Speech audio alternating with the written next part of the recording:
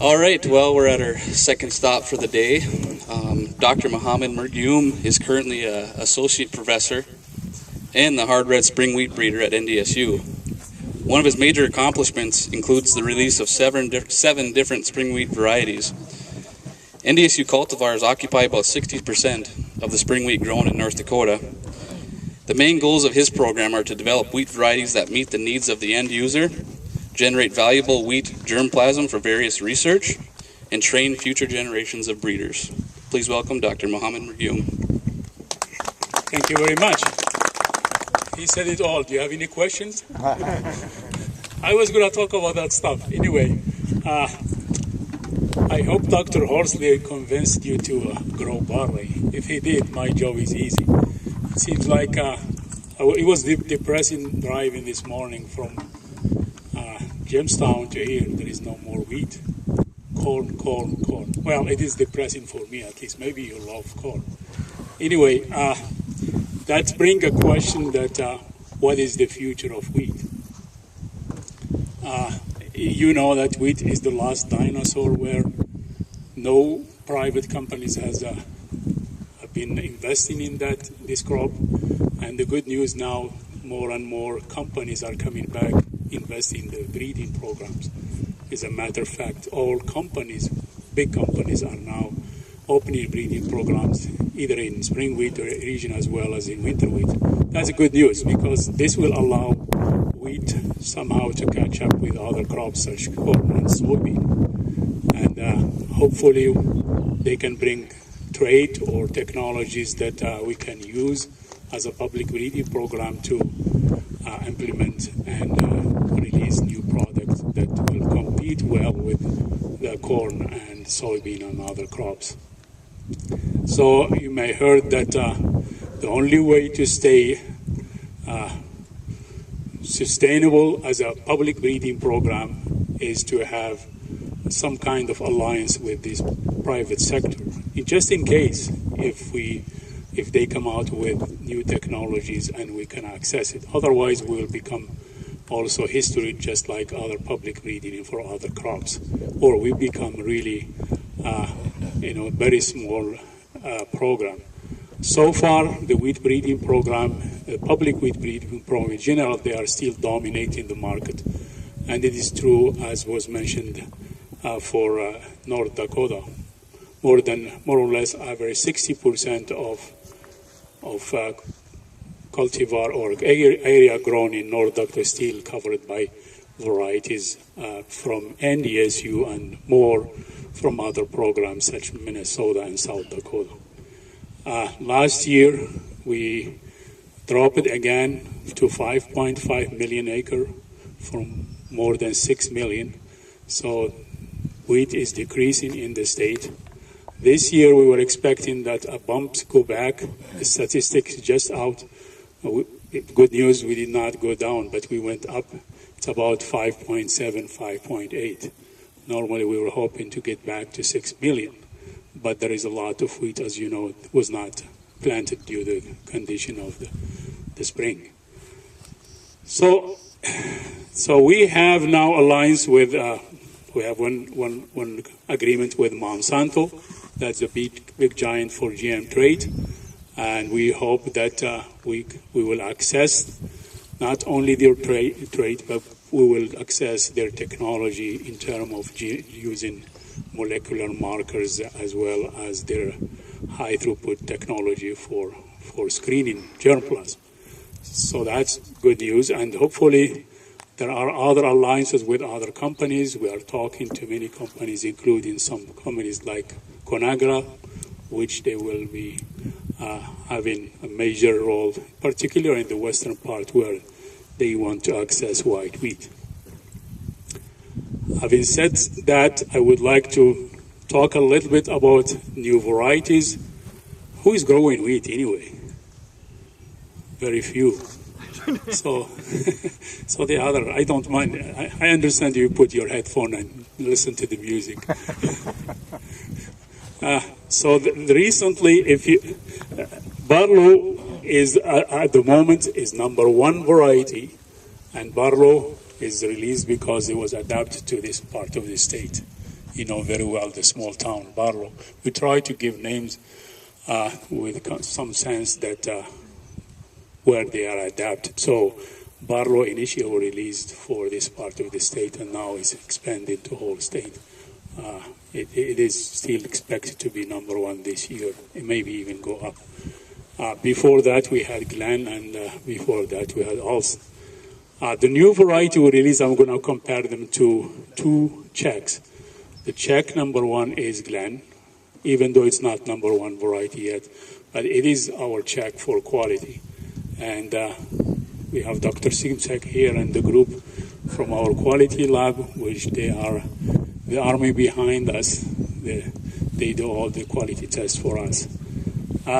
Glen is #1 still in terms of quality for us, and for also for the Wheat Quality Council, U.S. industry, as well as overseas export market. So we'll keep it until we find another new variety to replace it. So it has very high protein, a very high test weight, probably #1 in the whole variety grown out there. It has a very good disease package. Scab is probably one of the best variety for scab. And most importantly, it has very good bread making quality. So it's a variety which is basically balanced. It is not the top yielding. That's why Barlow took over Glen. Barlow, which we released after it, does well in terms of yield, maintaining good quality as well. So the other Czech, it's the opposite more or less of Glen, is Fuller. Fuller is almost #1 in the eastern part of the state, definitely #1 in Minnesota. In the last 4 years, it occupied almost 30%. So it's a variety for high input environment. If you have good environment, good input, Fuller will give you very high yield. Relatively to Glen, it's not as high protein as Glen, which is normal. When you produce 10, 20, 30 bushel more than Glen, obviously the protein will be diluted. But I always mention, interestingly, genetically, Fuller is still better than Glen in producing protein by acre. If you multiply yield by the percent of protein, Fuller is still genetically high performing. So these are the 2 Czechs. The variety I'm going to talk that we released in the last couple of years, I will compare them to these 2 varieties. We have Velva, which we released in 2000. Before that, we released Prosper. Now, if you like Fuller, then Prosper, it's your variety. It's a variety that is very, very close to Fuller, and it is a sister line. Even genetically, they came out from the same cross. The only difference is Prosper. It does yield better than Fuller in certain environment, not all environment. And also, if you take the average of protein of Prosper over many years and many locations, it does tend to have around 0.2, 0.3% protein than Fuller, which is very important because as I mentioned, when you deal with very high yielding levels, it's very difficult to increase substantially any other trait, in protein, for instance, or other quality trait. So that's Prosper. We expect that Prosper was grown on 2% last year, and most of it, 2% is not much, but if you multiply by 5.5 million, that's a large amount of seed. Most of this is not for milling or bacon or selling. These are just seed. So expect Prosper to be on a large scale this year or next year. So that's Prosper. Then in 2012, we released Velva. Again, the name, you know very well, Velva closominate. This variety is more adapted to this center to west It does perform very well in terms of yield. Quality overall, it's average, very close to reader if you have grown reader, but it does well in terms of if you grow it in this center of state, as I said, Minot into Williston region. So it is a variety that may not take a lot of acreage for many reasons. One of the reasons is become between Barlow and another variety which come in. I will talk later on, which that seems to be better fit than Velo. So the last one is Elgin.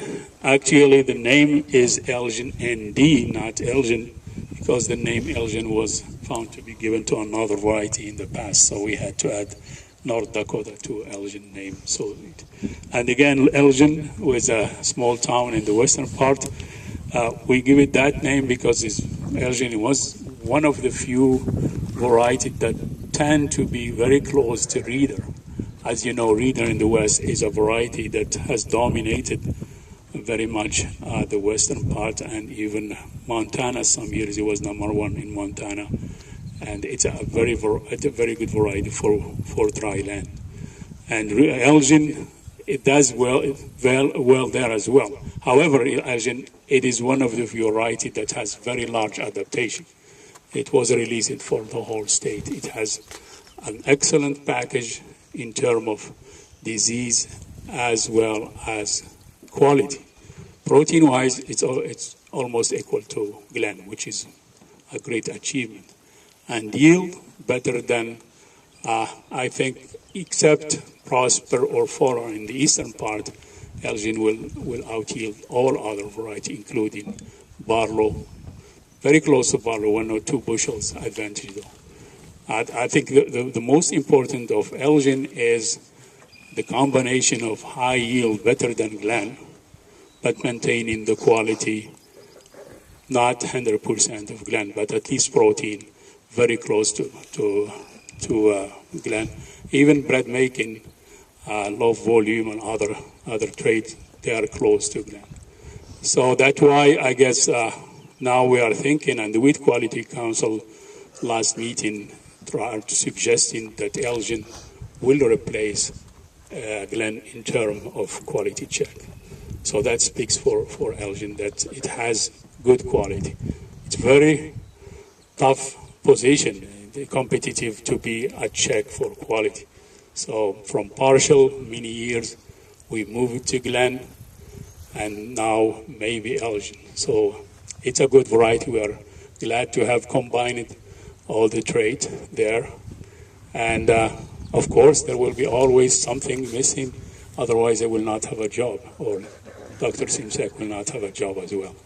Anyway, just a few words about new varieties that are released from other programs. You have Linkerd from Minnesota. Linkerd is one of the first varieties that Jim Anderson has released with good protein. Normally they focus on mellow type and yield. So it does combine both yield and good protein. Functionality in terms of quality, gluten and so on, it's average to good. So it seems like it may be a good variety, particularly to the eastern part of the state, definitely for Minnesota. You can see it's a very short and dwarf variety, and certainly will have a good future in the Red River Valley. South Dakota has released 2 varieties in the last year, Forefront and Advanced. Just by looking at them, you can see one is mostly for the western part, which is Forefront. It's taller, earlier, and better yielding in the western part than Advanced. Advanced is mostly for the Red River and the eastern part, if it is adapted to our state, but mostly in the eastern part of South Dakota. There are other varieties from private sector, and I will not step there because you never know how much, recently we used to have in the past lines before they released them. we have them in our uniform regional trials. So we have 2-3 year data before they release them, so we can tell you how they perform and so on. But with the new intellectual property and so on, we cannot access them anymore unless we have some agreement with them. So we will grow them until they are released. So it takes a couple of years to generate data on that. I'll stop there and open it for questions, if you have any question.